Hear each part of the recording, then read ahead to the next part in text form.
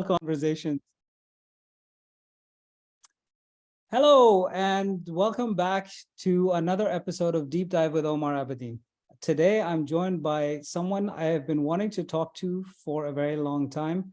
Matt Burris, welcome to the show. Thanks for having me.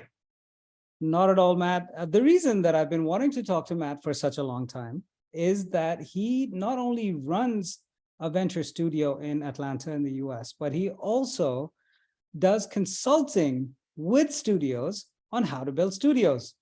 And as you all know, I've been talking about studios in Pakistan and the Middle East for a very long time. So I will start by saying, I'll explain why we've been trying to connect for a while. And it's not entirely my fault that we've been delayed.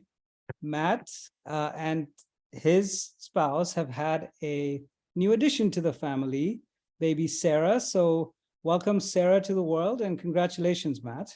Thank you. Thank you. She decided to show up a few weeks early. So we've been playing catch up, and all of our schedules have, well, drastically changed. Sure. And they'll never be the same again. Things tend to get concertinaed in a weird way when that happens. Oh, yeah. So yeah, I'm also honored that we are the first call that you're jumping on after the arrival. So thank you for that. You're welcome. I've been looking forward to this one myself for a while, so didn't want to keep pushing it back. Fantastic. All right, let's jump into it. Matt, what is a venture studio? So the way I would look at a venture studio is they're an organization that helps create companies as a founder. They show up, they take a very, very hands-on role. They're going to co-build everything. They make a capital investment, and they use generally an internal team, although they could leverage some outside support services, and a lot do for different aspects, and run a playbook that they've done repeatedly to build that company. And this allows for a lot of synergies, and just you're saving a ton of time because you're not reinventing the wheel every time you go build a company. And it really just reduces the risk around starting a new company and launching it. Fantastic. Now, when I talk to people in this part of the world, especially about venture studios, it is an uphill task. Why, especially in today's environment, why are venture studios actually a pretty good option from an investment standpoint? So there's a few reasons that it's a challenge to talk about it. One, it's complex. Trying to unpack all of what a studio is and explain it really quickly is tough, because when you actually start diving into the studio, like, oh, they are literally playing a founder level role in creating a company. Okay. They're also an investor. Okay. They have effectively an agency services organization that they bring to bear. Okay, like this is getting to be a complex organization, and how it all comes together to add value, it can get a little challenging to wrap your head around, especially because there's not a universal studio design out there. Everybody approaches this a little differently for very, very good reason. The example I love to highlight is Flagship Pioneering over in Boston. It's a biotech focused studio. So if you imagine building an organization that just builds biotech companies and the resources that they need, it's a lot different than the resources that a studio that's going to build software as a service companies need. Flagship Pioneering, they need lab space, wet lab space, right? They've got a lot of research equipment. They've got PhD scientists on staff. They have people that have, know how to navigate the regulatory situation to get medical devices and drugs approved. SaaS studio has no need for any of that. So the operations are just completely different. And that has some really big impact for like investors in studios when you're looking at it, because the operations costs are very different. The returns profiles can look quite different. And it's just a very challenging beast to kind of understand. But the value is kind of amazing, because you learn how to do things very efficiently and you figure out what works. And so you can start moving through the company creation process just so much faster. And that has a couple of interesting impacts for founders as well. There's not a ton of data out there on the performance of studios. The best we have to date is the white paper that the Global Startup Studio Network put out a few years ago. And they showed that studio companies basically get to Series A in a little less than half the time as traditional companies, which is crazy, right? You're shaving effectively a little over 2 years off going from idea to Series A. Wow. Not only that, it's a 60% success rate to go from idea to Series A. Y Combinator on their homepage today, they have a 39% success rate. So huge risk reduction, huge value add for entrepreneurs, huge value add for investors. And like the studio itself just becomes an economic development engine, which I think, especially for different areas of the world, that's a really, really good opportunity to leverage.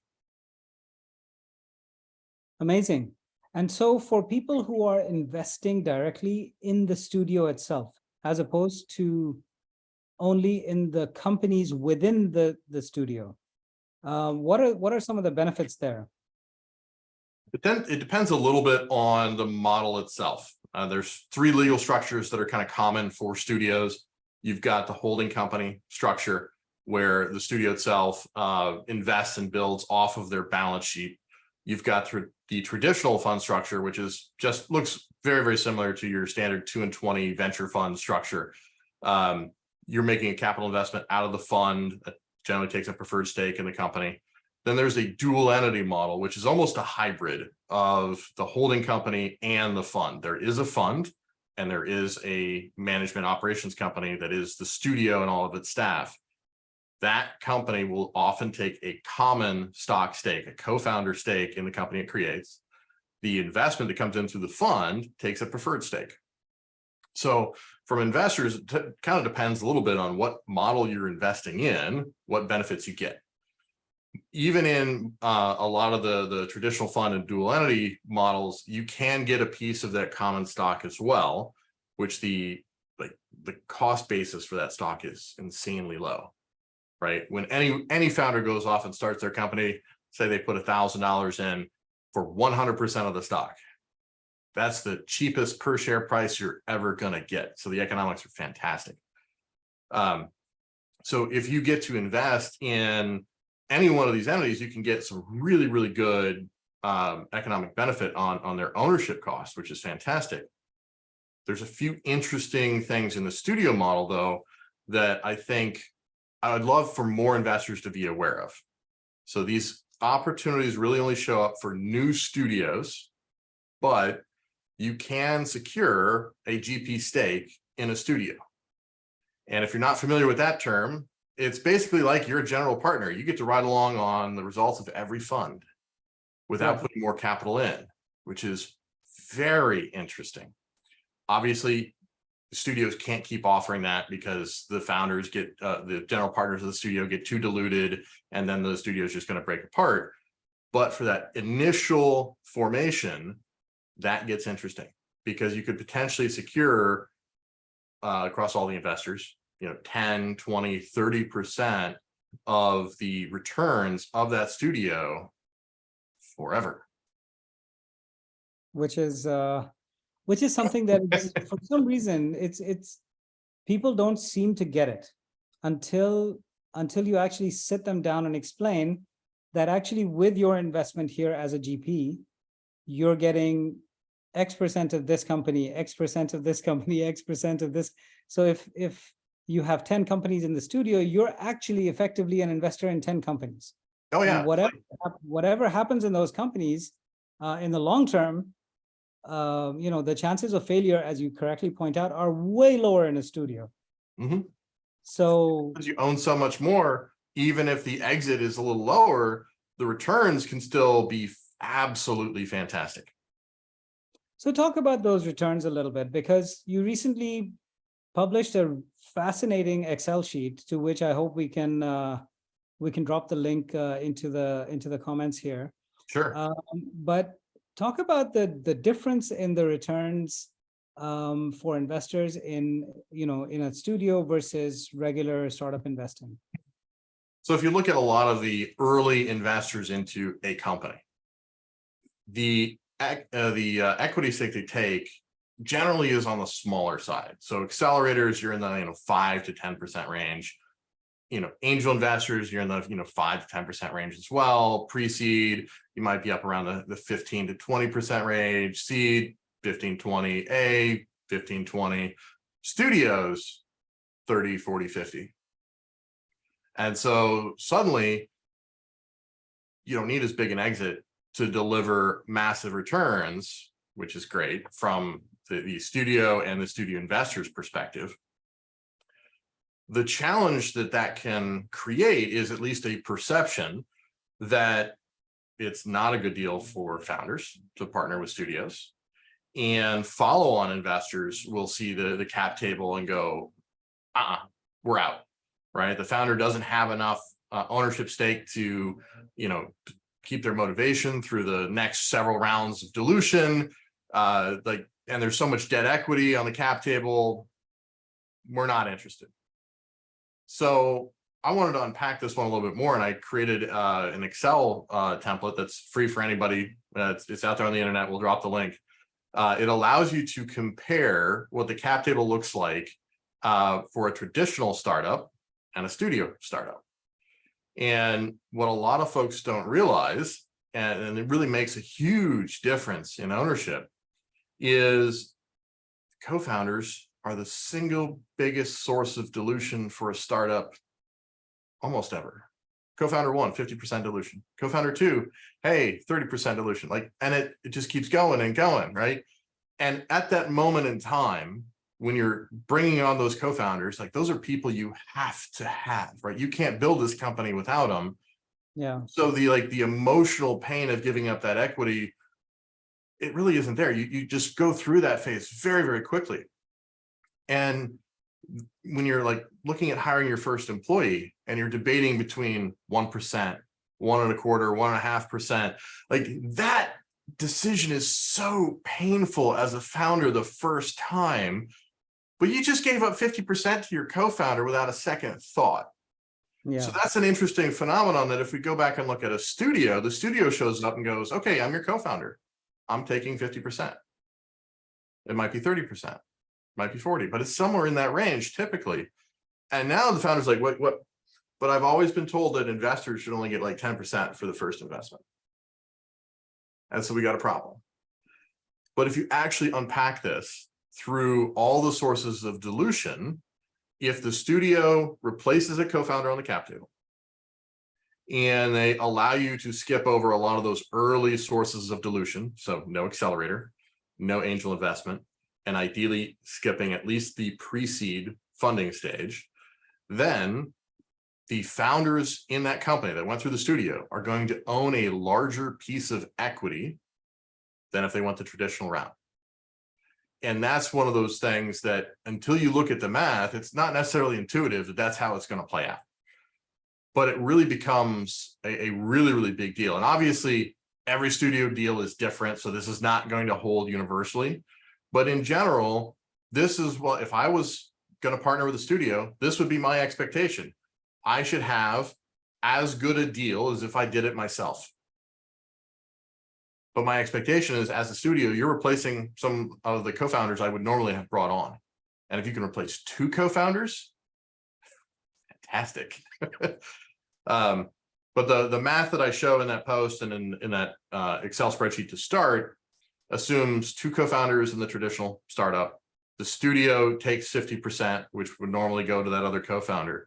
And when you play that out, assuming VCs come in at the seed stage, so you ask for your first external dilution from the studio, the founders are going to have a little over 20% more equity than they would if they went through traditional route. That's huge. If you put that in front of me, I don't care how much equity my co-founders have, right? I'm looking at this as an individual decision. I individually have 20% more than I would have if I did it myself. I'm motivated. I'm going to stick around, but I do need to see this because it's not intuitive. And I think this also goes to addressing one of the critiques that a lot of follow-on venture capital has with the studio model, that those founders are not going to be motivated. The trick is, the pattern that VCs use often when they're talking about this is they're looking at the collective equity owned by employees and founders. That doesn't matter. It's an individual ownership level that matters. But it's really easy to look at collective ownership. It's a lot harder to look at the individual level because there's also a lot more variance because not all companies just do a like even split on equity ownership. However, one of the other critiques that VCs have is there's now a lot of debt equity on the cap table, right? The studio was a co-founder, so they got a common stock stake that is co-founder level, but then they also typically made a capital investment that probably got 10, 15% equity that's preferred. Well, even after the first initial VC coming in and diluting everybody down, that's a very big chunk of equity on the cap table, and the studio might not be very active going forward in that company. So it is a valid critique. Here's one of the ways studios can overcome that. I think we've all seen that, especially a little later stage, the VCs that join the board don't necessarily have, and often rarely have, an intimate knowledge of the industry you're building this company in, and the really specific factors that are absolutely critical when you're really evaluating a strategic decision or not in that market. The studio understands this because they were there day one, building right alongside with you. They know the subtleties in this industry and in this space. So they're a fantastic ally at the board level as you continue on. And if you need to reach back and pull them in to help, they've got staff, they've got some resources, and they have all the documentation they did when they built the company originally with you. So it's a fantastic resource to pull from. But yeah, they're not there as heavily as they were before. Okay, do you see in your work the studios staying involved in some cases? Some do. I've actually, there's one studio that they want to be involved the entire life of that company. And they do this very specifically by building up a lot of the services and running those services that they're not mission critical for the startup, in like they don't have to run it themselves. Right. So accounting, outsource it, right? Okay, so outsource it to the studio in this case.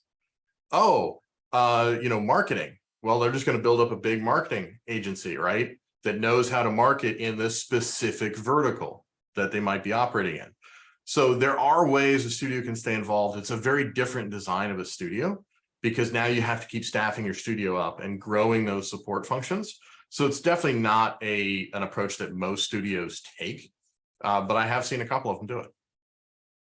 Interesting. Okay. What advice would you have for someone who is evaluating setting up a new studio or is in the process of doing it? Oh, get design right. So the challenge with the studio model is that it is incredibly flexible. You can design the studio to do almost anything. What kind of companies do you want to build? We're going to build the support structure to build those companies effectively.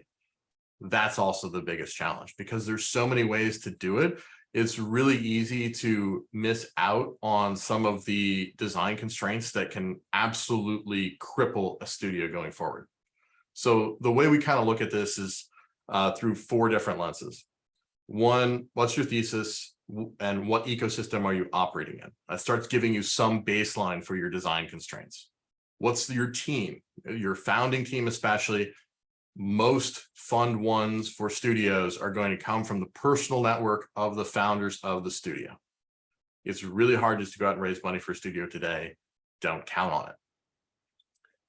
If you can't send an email out and raise fund 1, well, you might look at a different way to do it.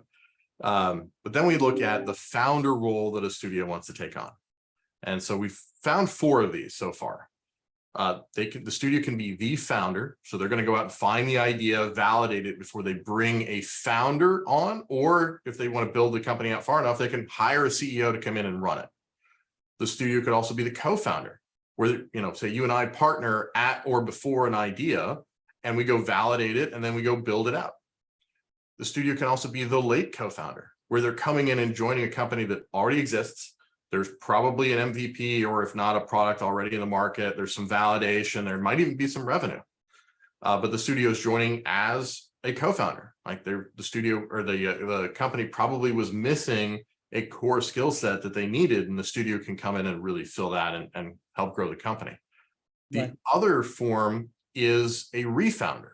And this is a studio that will license technology or acquire a company to use as a foundation to build something new. I've seen all of these in practice. Most studios will employ more than one. And of course, you can kind of create hybrids of these.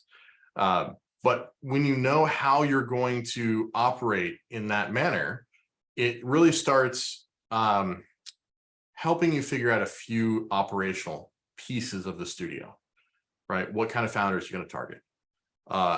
What kind of staff skill sets do you need, right? Being a founder studio is very different than being a refounder. Refounder, I have to go evaluate companies or IP to acquire, and then I have to negotiate that. That's a very different skill set that I got an idea and I'm going to go prove it. And like all of these work. So the question really is for you, you're going to go off and build a studio. What's the right way to do this for you and your team? And maybe you don't have the right skill sets yet to do the one you really want to do. Okay, so now you could identify where you're weak. Let's go fill that in and make sure we've got the right foundation to build a studio. The last piece that we look at is really where all of these constraints come together. And that is every studio has 4 customers, and you have to serve all 4 simultaneously. And this is painful. So studios have investors, studios have staff and the general partners. They have founders they're going to work with, and they have follow-on capital that they're going to spin these companies out to. The studio has to serve all of these customers well enough, but it's very easy to mess that up. And one of the most common ways we see this getting messed up is the equity in the cap table. It's easiest to look at this working backwards, right? That follow-on capital, whether it's VC, debt financing, whoever it is, they're looking for something very specific. They have expectations. And if the portfolio company you're putting in front of them cannot meet those expectations, they will not invest. Well, there's a few ways that studios will sometimes mess this up. One is they took way too much equity and those follow-on investors are not interested. The other is they planned on, say, getting that company to a Series A, when in fact they got them to a seed stage. And so now the equity that they took does not align with the equity expectations at that level. We've got an issue. And this all filters back to now the staff are not happy because they're not getting a piece of what they helped create. And the investors are saying, wait, you're changing the deal now, right? So there's a lot of complexity in the studio model, and you really have to understand all these forces at play, because it is very easy, and we see this too often, unfortunately, that the first model the studio starts with is not the model that can continue on. It has to change because they've now found that there's a little unbalanced equation in serving all these customers. Very interesting. Yeah, because all of these groups have disparate needs. They have different objectives, goals. So, and you can design a deal that works great for founders, right? Like, hey, I'm going to give you a 6-figure salary. You're in the US. I'm giving you, 100, 120K a year. I'm going to give you equity. Well, who am I bringing on? Who am I putting this deal in front of? If this is somebody fresh out of college, that money is pretty good. But if they're very familiar with the startup space, they might like, I don't know, that equity seems low. But if you put that same deal in front of an experienced professional coming out of the corporate world, they've never seen a point of equity in their life. Right. And if they have found opportunities in the corporate world and really, taken new products to market, delivered, hundreds of millions in revenue, and they got nothing for it, and you're telling them, hey, I'll give you 5%, 10%, they might be just enthralled with that. It's amazing. Yeah. When that's actually not a good deal. Right. So it's very easy to appease one customer, but then it's not going to work for everybody else long term. And so you really do need to design this so it does work for everybody long term, or something bad's going to happen. Yeah. No, indeed. Okay. So let's try and wrap this up. This has been one of the most information dense sessions that I've had the privilege of hosting. So what advice do you have for the 4 groups of people that we're looking at when it comes to their involvement or their potential involvement with startup studios? If you're the investor, there's a few new areas of due diligence required to look at a studio. You've probably looked at investing in a venture fund. Take all of that due diligence. You've probably looked at investing in a startup. Take all of that. But there's still this other piece, which is the operations component of the studio. So if you take all those, what's really missing is understanding the founder role that the studio is going to play and how well they are actually set up to play that role. Can they execute it effectively? If they can't, then maybe you don't invest, right? But also understand, because of the complexity of the studio model, you've got some, legal structures to work through. There's going to be an extra level of effort in looking at this kind of investment opportunity. It's the price you pay to get in that early. And definitely, like Sarah Anderson at the Vault Fund is probably one of the most experienced investors in this space. Go see the content that she has put out and the Vault Fund has put out. It is absolutely top notch. I think one of the things that she mentioned recently was look for different deal terms across investors and studios. That's typically a warning sign that this is not good. For folks looking to join a studio, I would evaluate it on a couple different fronts because of all the experience I've had now. One, I want to know what kind of work I'm going to do. Like, is this aligned with who I want to be and the work I find fun, interesting, and fulfilling? But also, how am I getting compensated beyond just the salary? Am I getting a piece of the companies I help create? Do I have that optionality to potentially go join one that I've fallen in love with or not? But I want to also evaluate it, even if I'm joining at the staff level, from the founder level. Like, what's the deal that we're offering founders? Does it make sense?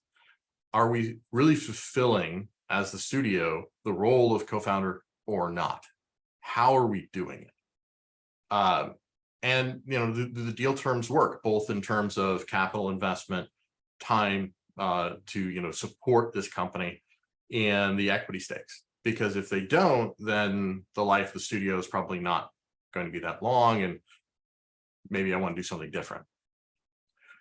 From the founder role, I would really evaluate a studio as a co-founder, and I would hold a studio to a much higher standard than I would a co-founder. Honestly, I think that's the best lens to take in evaluating a studio. Evaluate them harshly, right? This is an organization that is built and designed to support you in building companies. And if they can't do it well, don't work with them. Find somebody else. Because your baseline is do it yourself. And then for follow-on VCs, the cap table has to make sense, but do a deeper dive than what you're used to. The quick and easy way to validate, does this make sense or not? Look at some of the investments you've made as a VC recently. What percentage does the founder and co-founder actually have? How does that compare to the ownership stakes coming from that studio portfolio company. If they're on par, then ignore the rest of the cap table, right? Now the question becomes, did they build a good business? And hopefully the answer should be yes, because that is the job of the studio. But yeah, you do have to kind of peel this one back a little bit more. It's too easy to, take that surface level pattern recognition and go, you're violating it and I'm out. Fair enough. Very, very helpful info, Matt. I really, really appreciate it. And I'm sure that people are going to find this this episode extremely educational and just packed with info. So we're going to share the link to the Excel sheet, as well as this the white paper that you recently, right? We just dropped this last week. So this is a work in progress for almost let's see, 8 months, I want to say 9 months, maybe. It's been in the works a while. It's a 66-page white paper. It's redesigning entrepreneurship, a guide to investing in studios. And we take a lot of the content that's been out there, pull it together, but add a lot of layers to it. So one of the, when we started looking at writing this white paper, it was really about solving a problem that every studio has, which is you have to explain the studio model. And doing that on one-on-one conversations just doesn't scale. And unfortunately, there's so much to explain. You really need, like, okay, here's the tome. If you're really that interested, here's your deep dive. Here's, go read it. So we wanted to create that, and we've got a couple of case studies from studios in there. We've got some LP case studies in there. We go through some of the challenges that studios have and some of the due diligence approaches that investors might want to consider. So, cover legal structures, tax issues. So it does expand on the knowledge base in the studio white paper space today. And there's more coming. I'm working on a few more specific, but yeah, it should help studios and investors kind of understand this landscape a lot better. Wow, I'm looking forward to wading through that myself. So looking forward to you sharing the link. Thank you so much for taking the time today, Matt. I know that parenthood is stressful. New parenthood is more stressful, and first-time new parenthood is, absolutely the 2 thumbs up version of stressful. So thanks so much for taking the time. I really appreciate it. And we'll be posting this very soon, and look forward to the comments and the feedback from my rabid audience. I promise you, they will be climbing into your inbox. Excellent, excellent. Well, thank you, Omar. And I know right before we kicked off the recording session, we talked about kind of the secret society you find yourself in once you become a parent. Yes.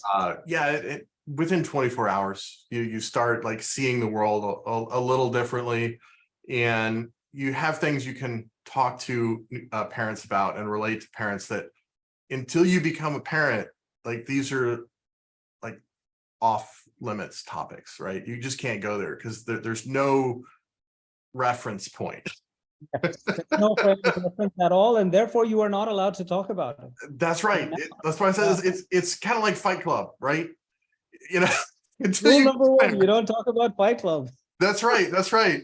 Until you become a new parent, you don't realize there was this little thing over here. And the amazing thing is that the parallels are, there is more than one parallel to that particular movie. Oh, there's a fair amount of schizophrenia. There's a fair amount of madness involved in the parenting process. There's a fair amount of beating yourself up. The parallels are just incredible. What a great shout out to a fantastic movie as well.